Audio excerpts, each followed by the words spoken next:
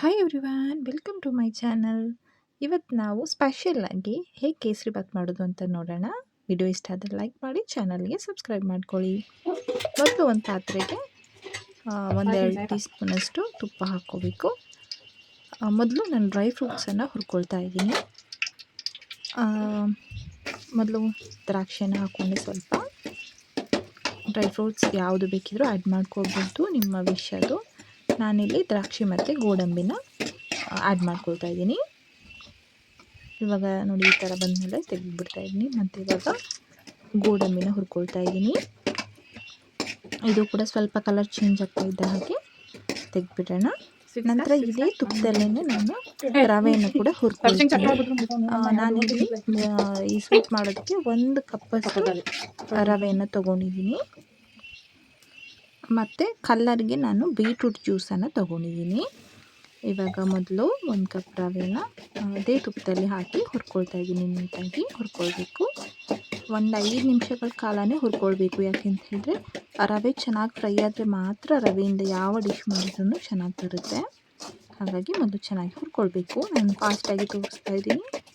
ಕೈ ಆಡಿಸ್ತಾನೇ ಇರಬೇಕು, ಇಲ್ಲಾಂದರೆ ಒಂದು ಕಡೆ ಸೀದು ಹೋದಂಗೆ ಆಗಿಬಿಡುತ್ತೆ. ಹಾಗಾಗಿ ಕೈ ಆಡಿಸ್ತಾನೇ ಇರಿ. ಒಂದು 5ರಿಂದ 7 ನಿಮಿಷಗಳವರೆಗೆ ಈ ಥರ ಹುರ್ಕೊಳ್ಳೇಬೇಕು, ನೀಟಾಗಿ ಹುರ್ಕೊಳ್ಬೇಕು.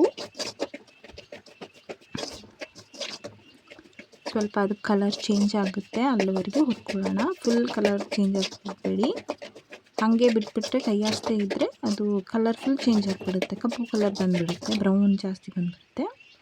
ಹಾಗಾಗಿ ಇವಾಗ ಒಂದು ಪಾತ್ರೆಗೆ ನಾನಿಲ್ಲಿ ಕುಕ್ಕರ್ ಯೂಸ್ ಮಾಡ್ತಾಯಿದ್ದೀನಿ. ದಪ್ಪ ತಳ ಇರೋದ್ರಿಂದ 1.5 ಕಪ್ಪಷ್ಟು ನೀರು ತೊಗೊಂಡಿದ್ದೀನಿ. ಯಾಕೆಂತ ಹೇಳಿದ್ರೆ ಇನ್ನು ನಾವು ಸಕ್ಕರೆ ಎಲ್ಲ ಆ್ಯಡ್ ಮಾಡ್ತೀವಲ್ವ, ತುಪ್ಪ ಎಲ್ಲ ಆ್ಯಡ್ ಮಾಡೋದ್ರಿಂದ ನಾನು 1.5 ಕಪ್ ನೀರು ತೊಗೊಂಡಿದ್ದೀನಿ. ಮತ್ತು ಸ್ವಲ್ಪ ಉಪ್ಪನ್ನು ಹಾಕ್ಕೊಂಡಿದ್ದೀನಿ. ನಾನು ಕಲ್ಲರ್ಗೆ ಇಲ್ಲಿ ಬೀಟ್ರೂಟ್ ರಸವನ್ನು ಆ್ಯಡ್ ಮಾಡ್ತಾಯಿದ್ದೀನಿ.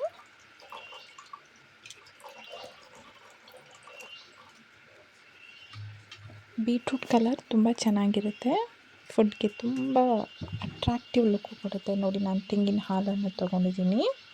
ಇದನ್ನ ಆಮೇಲೆ ಆ್ಯಡ್ ಮಾಡ್ಕೊಳ್ತೀನಿ. ಇವಾಗ ಇದು ಸ್ವಲ್ಪ ಕುದಿಯೋಕ್ಕೆ ಬರಬೇಕು, ಆವಾಗ ನಾವು ರವೆಯನ್ನು ಹಾಕ್ಕೊಳ್ಬೇಕು.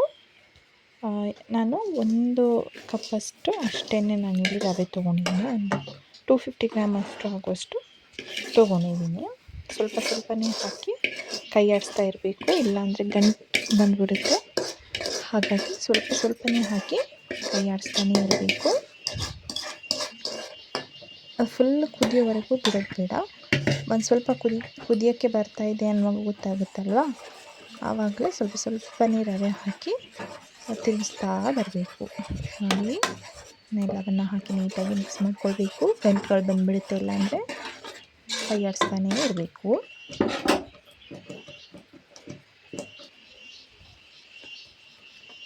ಇವಾಗ ಸ್ವಲ್ಪ ಗಟ್ಟಿ ಆಗ್ತಾ ಇದೆ ನೋಡಿ, ಕೈ ಆಡಿಸ್ತಾನೇ ಇರಿ. ಮತ್ತು ಈ ಕಲರ್ ನೋಡಿ ಎಷ್ಟು ಚೆನ್ನಾಗಿ ಕಾಣಿಸ್ತಾ ಇದೆ ಅಂತ. ಬೀಟ್ರೂಟ್ ಜ್ಯೂಸ್ ನಾನು 2 ಬೀಟ್ರೂಟನ್ನು ಗ್ರೈಂಡ್ ಮಾಡಿ ಅದನ್ನ ಸ್ಟ್ರೈನ್ ಮಾಡಿ ಅದರದ್ದು ಜ್ಯೂಸ್ ತೊಗೊಂಡಿದ್ದೀನಿ. ಇವಾಗ ತೆಂಗಿನ ಹಾಲು ಏನಿತ್ತಲ್ವ, ನಾನು ತೆಂಗಿನ ಹಾಲನ್ನು ಶೋಧಿಸ್ಕೊಂಡಿಲ್ಲ, ಹಾಗೆಯೇ ಆ್ಯಡ್ ಮಾಡ್ಕೊಂಡಿದ್ದೀನಿ. ಇವಾಗ ನೀಟಾಗಿ ಮತ್ತೆ ಮಿಕ್ಸ್ ಮಾಡ್ಕೊಳ್ಬೇಕು.